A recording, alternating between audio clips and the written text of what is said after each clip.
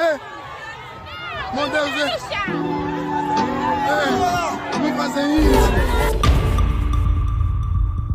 Agora, em casos de experiência, isto é uma experiência, em casos de experiências que nós já tivemos, houve um ano que denunciou que dinheiros desviados do BNA, que na altura resultou depois na detenção de muitas pessoas, que parte desse dinheiro foi parar na conta de um advogado do antigo Procurador-Geral da República, e depois usaram este dinheiro para comprar casas. Na altura o Clube Capa denunciou, e a PGR, ao invés de investigar, também pronto, o procurador não iria se investigar ele próprio.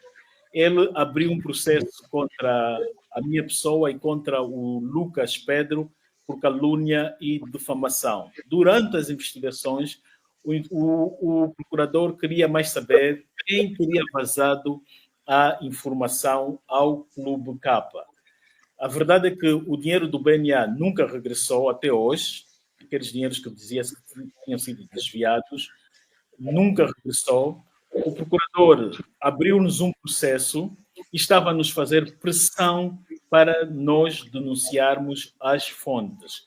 Colocou-nos interdição de saída no aeroporto para não podermos nem sair, nem para não podermos sair do país. E nós, quando tomamos conta disso, denunciamos, e quando levantaram as interdições, ou melhor, para além do crime, o suposto crime de calúnia e difamação contra o procurador, ele abriu outro processo de saída e entrada ilegal do país, porque dizia que eu tinha feito uma viagem para Angola e o procurador dizia que eu entrei de forma irregular no país. Quer dizer, o processo era um de calúnia e difamação, eles depois vão buscar outros crimes, inventam por cima disso outros crimes, e conforme estavam a fazer, que era de dizer que era de calúnia, que era de entrada e saída do país de forma irregular. Eu tive que apresentar o meu passaporte, os vistos de entrada do SME. Na altura eu viajei com a minha mãe, fui acompanhá-la à África do Sul e depois levei-lhe para Angola. Apresentei os dois passaportes para eles verem os vistos de entrada e saída. Estava em conforme. O governo, a PGR viu que não tinha argumento e depois alegou que foi um erro e que o SME é que não viu, não registrou devidamente a minha entrada e saída no país, por isso é que colocaram a interdição de saída e havia o inquérito de que eu entrei de forma clandestina no país. Isso para dizer que quando as autoridades elas às vezes usam a própria lei para combater o jornalista, usam todos os meios possíveis para combater e para desgastar também, porque ele manda 10 vezes e responder no dia X, no dia 10, pelas 10 horas, a pessoa quando chega na procuradoria, eles usam o argumento do procurador ainda não está, que vai investigar, que vai interrogar, que foi na cidade de Alta, que vai põe-te à espera das 10, passa 11, 12, 14, sem a pessoa almoçar, aquilo vai até às 19, às 17, 18, daí mandam ir para casa. Se a pessoa mandam ir no outro dia voltam a fazer a mesma coisa, vão interrogar mais tarde, você já está ali 17 horas, 18 horas, cheio de fome, cansado, já estás todo desgastado.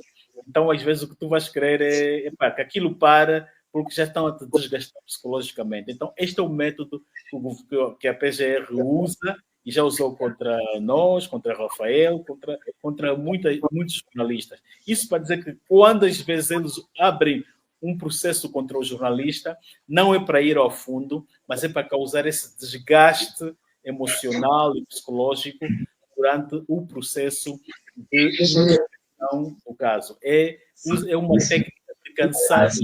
Então, amanhã, é algo que a pessoa vai querer preferir ser até julgado do que ter essa maçada toda de ir hoje à Procuradoria responder, e depois não tem procurador, não tem, vão te interrogar só mais tarde e gasta a pessoa. Fazem isso com a gente. Agora, isto também acusar os portais de estarem a violar as regras ou as leis, etc. O que acontece é que muitos portais, quando telefonam para buscar o contraditório aos dirigentes ou aos gestores, estes vão sempre dizer, ok, nunca dão resposta, nunca aceitam, vão sempre dizer, pedem para dar 2 semanas, 1 semana, etc. Isso para desgastar o jornalista. Por vezes há uma matéria, quer-se denunciar que um fulano foi preso, está a ser preso, ou foi raptado.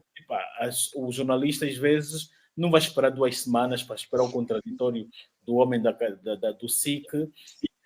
Então, ele é obrigado a publicar assim, sem o contraditório, e mesmo assim, no quadro legal, o órgão depois, o SIC, se sente ofendido, pode usar o seu direito de resposta para se defender, e nós já tivemos um caso deste, que houve um preso que estava a ser forçado a assumir um crime, e como método de tortura, o SIC pegava um pau e punha-lhe no ânus para ele confessar o crime. E nós denunciamos isso, e o que o SIC fez foi ter aberto um processo contra nós, contra Lucas Pedro e eu. Só que, quando chega a hora do tribunal, do julgamento, o próprio réu, esquece-me o nome, isto era um réu do caso Jorge Valério, ele em tribunal revelou o que fizeram, essas servicias que fizeram contra ele, e outras torturas também para ele assumir o crime. Isso para dizer que, às vezes, o SIC ou a PGR vai abrir um processo contra o jornalista, ele não quer saber se aquilo tem fundamento ou não, mas aquilo é mesmo só para desgastar, só para desgastar e para intimidar. Portanto, é essa experiência que nós já passamos, e hoje entendemos quando as autoridades querem processar, quando querem usar estas leis para tentar contra as liberdades, que no fundo é uma ameaça à democracia e ao jornalismo. Muito obrigado. Acorda cedo, põe o pé na estrada, deixa o filho em casa com uma vontade de voltar para casa. Quando chega à praça,